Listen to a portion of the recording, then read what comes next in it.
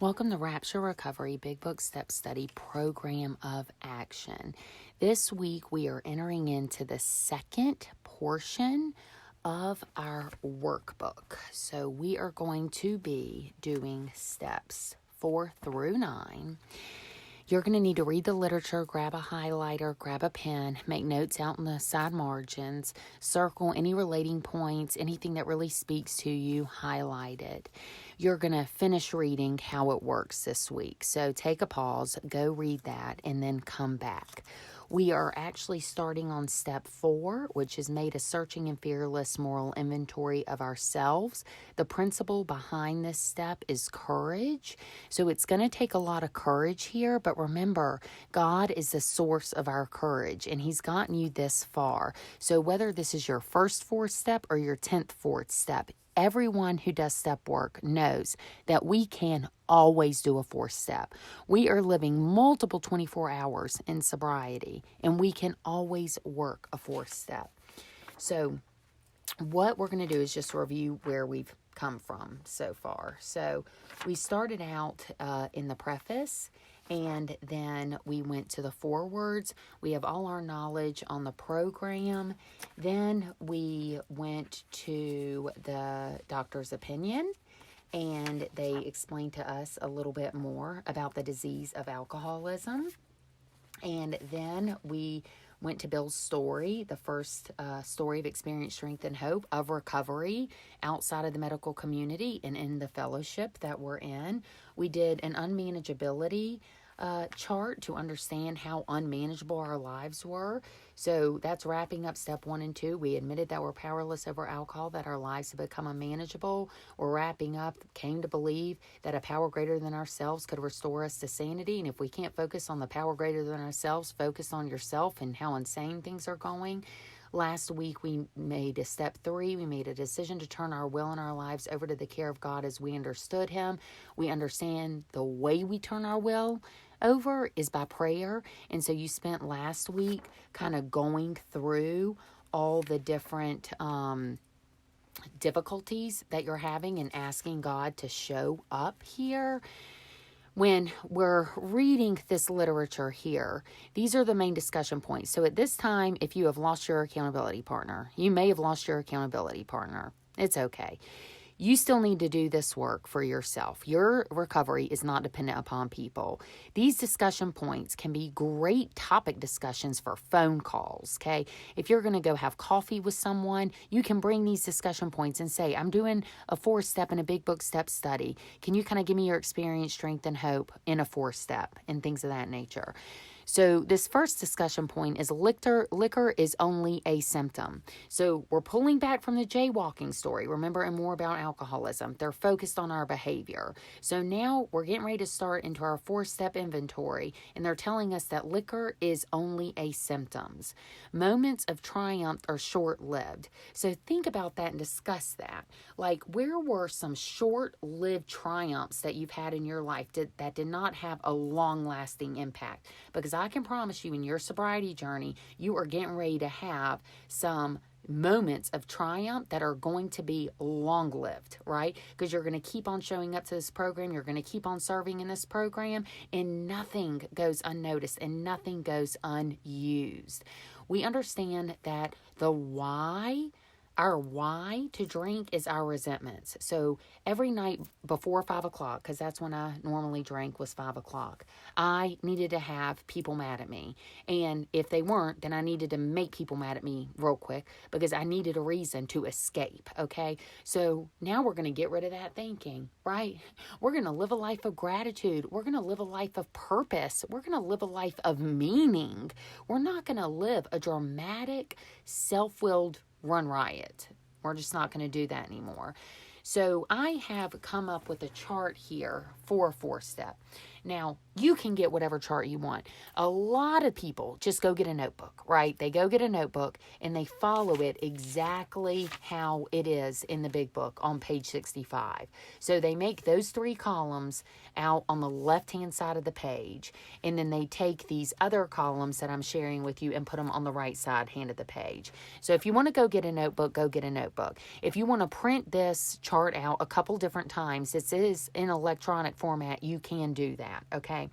But I'm going to talk to you about 4 steps real quick, because we do really value the work that the 100 people with all the experience came to the table with.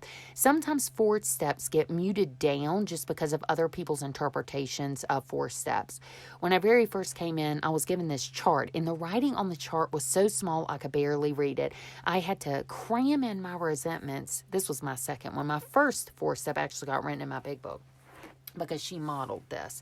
But the second one, it was a little crazy. I've never done a 4 step the same way, but it is okay because it's God's way. God has me do 4 steps multiple different ways, so I can just understand it's more about the content than the delivery that I'm looking at on a piece of paper. And the piece of paper is really just for me. No sponsor is ever going to look at this paper and edit it. I mean, this is really just for you. This practice, and I have spent thousands of dollars in therapy, is the best therapeutic practice I have ever done in my entire life. To take a week and schedule 30 minutes a day to where I sit in this activity and pray over all those areas in my life. Now, remember I told you, you've already really done a lot of the work here, okay? So remember in Bill's story, we did a friends inventory. Pretty much, if you are a true alcoholic, there is probably resentment towards anybody in your life, because a true alcoholic really doesn't need a resentment, but the disease tricks me into thinking I have resentments on everyone. So if you go look at your friends inventory, you can start with the name. Just who, what, where. Just put all those names in your chart, okay? Then you go over to your unmanageability thing, and you're resentful at all this too, right? So I'm resentful of my weight gain, right? I'm resentful of script drugs. I'm resentful that I physically have IBS. I'm resentful that I don't feel good. Okay, and we're also looking at institutions and principles. My emotional, I'm unsure of my marriage. I'm resentful at marriage. I'm resentful at the responsibilities of mothering. I'm resentful that I have friends that put expectations on me. I'm resentful that I maxed out all my credit cards and I don't have an endless amount of cash. I'm resentful that there are things as budget. If I want something, I should be able to have it. End of story. I'm resentful that everybody thinks that I should have a job and actually contribute to my life. So that's a good starting point for you, okay? If you look at page 65, these examples are really in 24-hour, 48-hour increments. Right? This isn't I was born and left here, or I didn't have enough parent supervision when I was young. These are really resentments that are going to cause you to relapse. I think this is why step work was done at such a faster rate in the old days, because people didn't have detox centers and things of that nature that they went to before they came into the program.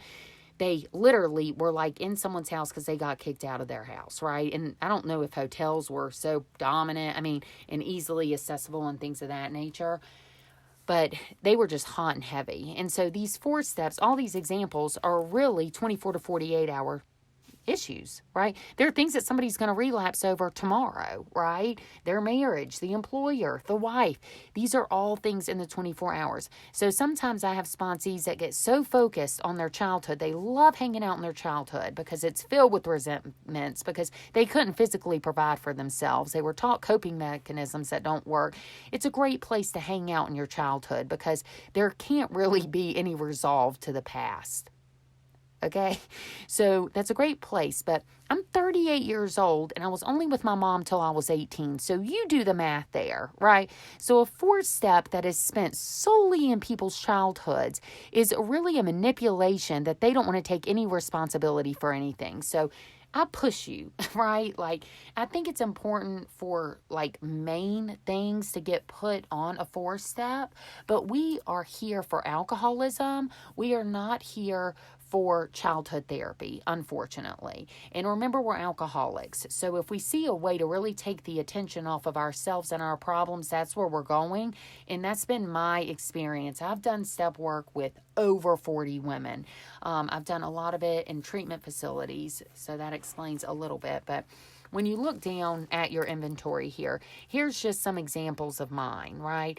My mom was not supportive. What does that affect? Now, remember, I want you to read the literature. So I want you to pull from the literature. I don't want to do all this work for you. I feel like when somebody gave me a diagram and did all the work for me, I didn't learn anything because I didn't, because I wasn't connecting my left brain and my right brain, right? So the left brain is in the reading and the right brain is kind of in the activities that we're doing, and we're having a conduit or connection here in between the two brains. So what does it affect? So if you go over to your big book, again, I want you to go find this in the big book: self-esteem, security, ambition, and sex relations, right? So my mom was not supportive. This affected everything. Was I selfish and dishonest? Yes, I was dishonest.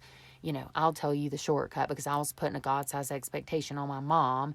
And yes, I was self-seeking because I wanted affirmation and I wanted her support, right? So then my dad, my parents divorced at 10, so I'm resentful that he left when I was 10 years old. What does this affect? It affects my esteem, my self-esteem, my security, and my sex relations, because this relationship is what sets up my entire example for my romantic lives. Is that dishonest? Yes, that's dishonest. You can't look at one person and put them in a God spot and say whatever they did affects you for the rest of your life. And then was it self-seeking or fear? Of course it was fearful. I feared that I was never going to be loved because, my parents got divorced. But did that really mean that he did not love me? I mean, that means he couldn't work it out in a marriage, unfortunately. So what you're going to do is you're going to take all of these names and you're going to walk them through the 4-step inventory here. So on the next page, I've written instructions. Consider getting a notebook and using the above chart as a guide. You can also print multiple copies of the chart. You will need to sit with this activity 30 minutes a day for a week. Start your time with God and start at the beginning of your memory. So again, just try to start there. And what you're going to see is you're going to be amazed at how freeing it feels to write all this down. Even if no one were to ever hear it, the freedom to have the honesty that we were talking about before to get this done is amazing. Like, do I have the capacity to be honest? Do I have the capacity to really write this stuff down? I've had 4 steps that literally, one is a notebook thick. I've had other ones like this one that I did just now that it definitely has every column filled out. But you need to spend 30 minutes doing this, okay? And then what you're going to do here after you've done this, so maybe on the Sunday or whenever you finish writing what you think you want to write, again, schedule the time so you honor the time and you will get a better return on your work. What would these resentments look like if I had trusted and relied upon God? This comes from the Hyannis method. So they actually have you walk that question through every single question. If this is your first time doing it, that's a real good idea. Get that notebook out. But I said I would have opened up my circle to allow other people, places, and things to meet my needs instead of always putting expectations on people. Just because someone's a father doesn't mean that they're going to be the best father. And I know that because I'm a mother. Just because I have these 3 kids, all of a sudden I'm not mom of the year. Question 2, do you see any patterns? Yes, I see patterns of disappointment. I see patterns of lack of resources. I see myself always sitting in a victim state. And I know that God wants to flip the switch on this. What are your major fears? So go back through your inventory and look at what are your major fears. Mine were not being accepted, not being affirmed, and not being provided for. So there were some definite survival resentments going on here. Question 4, what does your past sex conduct look like? Mine was more of an emotional thing. This is a story for another day. I've spoken on this multiple times in front of large crowds. But it was really focused on harm done to me, and therefore I was never emotionally and physically available because I was sitting in a lot of fear. And obviously my sex conduct looks a lot better now that I have invited God into my sex conduct. Things are definitely moving up, but my emotional journey, just because it wasn't physical, my connections with people were emotional. There were a lot of therapy. I learned that this could sometimes be worse than physical, right? These long-lasting emotional connections with other men outside my marriage was really short-changing my marriage, right? So the next question is, what is a sound ideal for my future relationships? So whether it be my husband, my kids, my mom, my dad, whoever it's going to be, what are these relationships gonna need to look like? So for me, it has to be sober, right? So if there's an opportunity to connect with somebody, it's not going to be an alcoholic environment. It's got to be a sober environment, because I understand the disease of alcoholism, and I understand nothing's going to get accomplished if somebody's mood altered. So I do everything I can to stay away from people in mood altered states, just because it's not going to work out well for me. I want it to be respectful. I want to give in relationships, and I want to receive in relationships. I don't just want to be a taker, but I actually had a hard problem receiving from people. I would serve, but I had a hard time receiving until I came into this program, and I had some ladies that scooped me up and loved me. I mean, they love me. They see me in meetings. They run over to me. They give me big hugs. They comment on my Facebook posts. They reach out to me. They call me. They buy me birthday presents. They get me fancy chips. I mean, and that's just not my sponsor. These are women in my program. Every single expectation I had put on people outside of the program, God was delivering me inside this program. Again, I'm telling you, we're in a fourth dimension. This dimension exceeds bloodlines, okay? They are spiritual lines. So who are going to be my spiritual sisters? I hope you're going to be one of them. I need my relationships to be peaceful. So when there's a lot of drama, I'm gone, right? I learned early on in sobriety, drama is my drug. So if there's drama, I love getting involved and I love being a part of the problem, but I never want to be a part of the solution, right? Because I don't have any deliverance in the solution area. And then the last thing I wrote is I want all of my relationships to be honest, and that's a hard pill to swallow, because in recovery, when you're working with a lot of sponsees, sometimes you part ways, right? Sometimes you're the one that instigating the parting of the ways, because I genuinely don't think that they're having a true sobriety journey. And I, again, cannot work with women who are mood altering, and that will come out. You don't have to go on a witch hunt, but their behavior, back to the jaywalking story, will demonstrate jaywalking behavior. And if somebody is demonstrating jaywalking behavior, there's a good chance that my time is not valued here. Like, my time is just not valued here. We heard how the jaywalker kept going out, kept going. It's just not valued. And so, but God does have somewhere I can be valued. So I have to be honest. Does this person value me? And do they need me? And if those answers are no, I don't go off and fire everybody. I just take a break in my head. I tell everybody this. Everybody, they love it. I just divorce people in my head. It doesn't need to be a big to-do. I mean, there may be a day that my husband and I get in such a big conflict, but I need to pause, ponder. On awakening, let me consider my plans for the day. I'm going to have to roll this through the 12 steps. I can't respond to it right now. So I'm just going to divorce that issue for the day. I'm just not going to deal with it today. I will pray about it and I'll deal with it tomorrow. So I hope that was some good information. This is kind of something really hard to hit, not on a face-to-face arena, but I can promise you that all the work that we have done up till now in the workbook should give you a good starting point, right? Whether this is your first 4-step, your 10th 4-step, there's always a 4-step. You can always run your 4-step through all these questions. And next week, we are going to be doing into action. Thank you.